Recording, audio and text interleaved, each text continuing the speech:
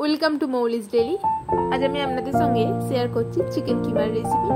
তো কথা না বাড়িয়ে শুরু করা যাক। নিয়ে নিয়েছি কুচি কুচি করে রাখা পেঁয়াজ, আদা বাটা, রসুন বাটা, একটা গোটা লঙ্কা, টমেটো বাটা আর কুচি কুচি করে রাখা চিকেন। তো কড়াইতে তেল দিলাম, তেলটা গরম হবে, দিয়ে দেবো এলাচ, দারচিনি। তারপরে দিয়ে দিচ্ছি কুচি কুচি করে রাখা পেঁয়াজগুলো লাল লাল করে ভেজে নেব।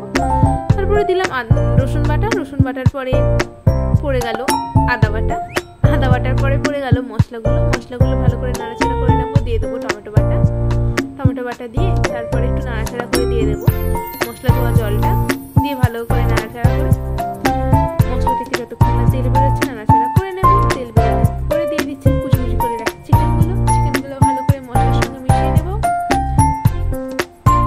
তারপরে চিকেনটা সিদ্ধের জন্য দিয়ে দেবো অল্প করে জল। আর আমি এখানে বলে রাখি, আমি মশলার সঙ্গে নুনটা নিয়ে নিয়েছিলাম, তাই আমার নুন লাগেনি, তবে স্বাদ মতো নুন দিয়ে দেবেন। 5 মিনিট পরে চাপা খুলে দেখবো চিকেনটা প্রায় রেডি হয়ে গেছে। তো এরপর আরেকটু নাড়াচাড়া করে বাটিতে তুলে সার্ভ